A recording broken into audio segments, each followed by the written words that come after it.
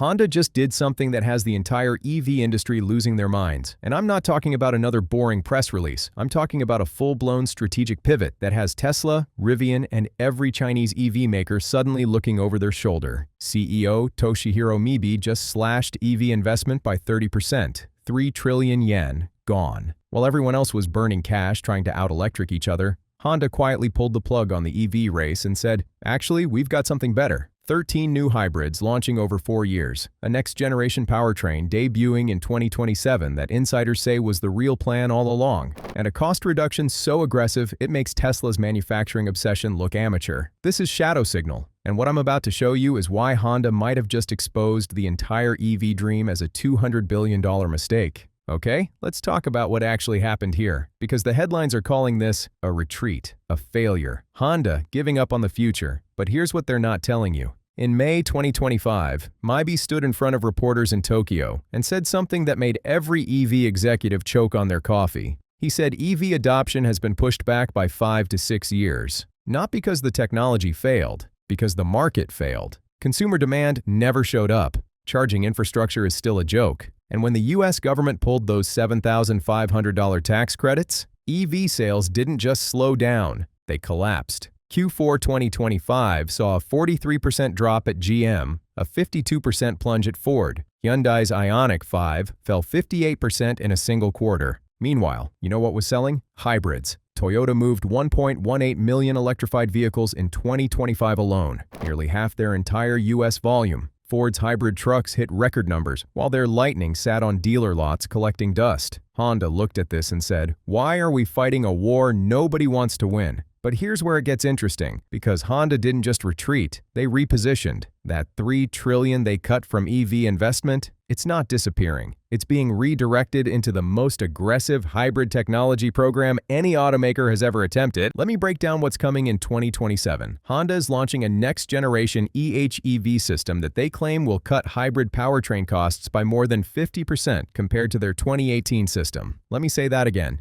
50%. They've already achieved 25% with the current Accord Hybrid. By 2027, they're cutting it in half. How? 3 things. First, a completely redesigned mid-size platform that's 90 kilograms lighter than what they have now. That's 198 pounds of weight just gone. They're using a new body rigidity management system that actually allows the chassis to flex during cornering to improve tire contact. The car literally bends to grip better. Why doesn't my car do that? Second, over 60% parts commonality across all models using this platform. That means whether you're buying a Civic, a CR-V, or the next Pilot, you're getting the same core engineering, economies of scale that would make Henry Ford weep with joy. Third, and this is the one that matters for North America, they're developing a dedicated large vehicle hybrid system with a brand new V6 engine. This thing is designed specifically for the trucks and SUVs Americans actually buy. Honda says it will deliver over 30% better fuel efficiency than current gas engines and over 10% better acceleration, a hybrid that's faster than the gas version. Let that sink in. Now, you might be thinking, okay, but hybrids are just a stepping stone, right? EVs are still the future. And that's exactly what everyone said 5 years ago. But here's what Honda figured out that Tesla and Rivian are still learning the hard way. The EV math doesn't work. Not yet. Not at scale. Mibe said it himself. Unless the battery cost is significantly lowered, the total cost of the EV cannot be reduced significantly. That's the reality. The battleground for affordable EVs is under $35,000. And right now, nobody can profitably build an EV at that price point. Honda and GM tried to partner on cheap EVs in 2022. They canceled the whole project in 2023. Couldn't figure out how to make it work. Meanwhile, Ford just took a $19.5 billion charge on their EV business. Billion. With a BGM is booking $7.6 billion in EV-related losses. These companies bet the farm on electric, and the farm is on fire. Honda looked at that burning farm and said, "We'll just wait over here with our profitable hybrids. Thanks." But don't think Honda is abandoning EVs entirely. They're playing a different game. The Honda Zero Series is still coming. The Zero SUV hits North American dealers in 2026, built right here in Ohio. The Zero Saloon follows later that year. Both of these are legitimate next-generation EVs with a platform Honda calls thin, light, and wise. And here's what makes them different. They're running on ASIMO OS. Yeah, named after the robot. Honda developed this operating system in-house, and it's designed for something they call ultra-personal optimization. The car literally learns how you drive and customizes itself. Over-the-air updates, Level 3 autonomous driving capability, a single centralized computer controlling everything instead of dozens of separate systems fighting each other. They partnered with Renesas to develop a custom chip specifically for these vehicles.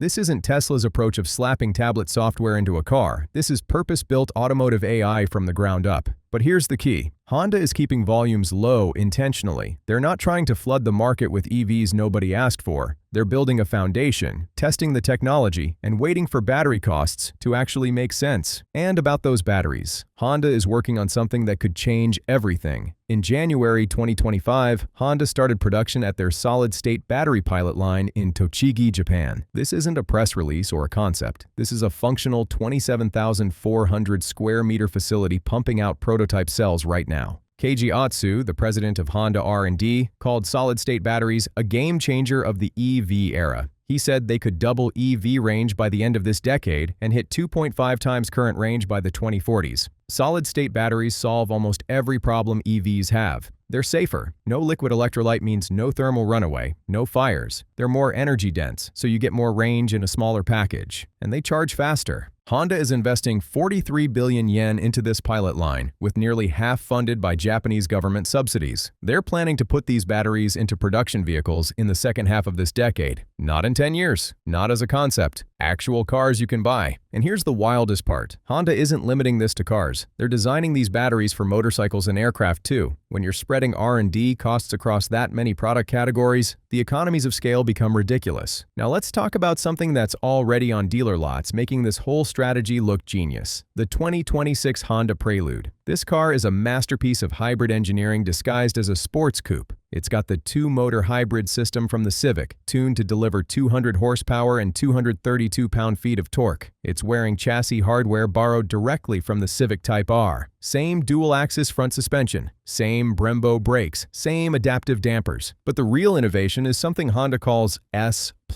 shift. See, the Prelude doesn't have a transmission. Not really. The electric motors send power directly to the wheels through a fixed ratio. But Honda knew that enthusiasts would riot if they couldn't shift gears. So they built a system that simulates an 8-speed dual-clutch automatic. You flip the paddle shifters, and the car coordinates the engine and motor to create virtual gear changes, downshift blips, rev matching, gear holding.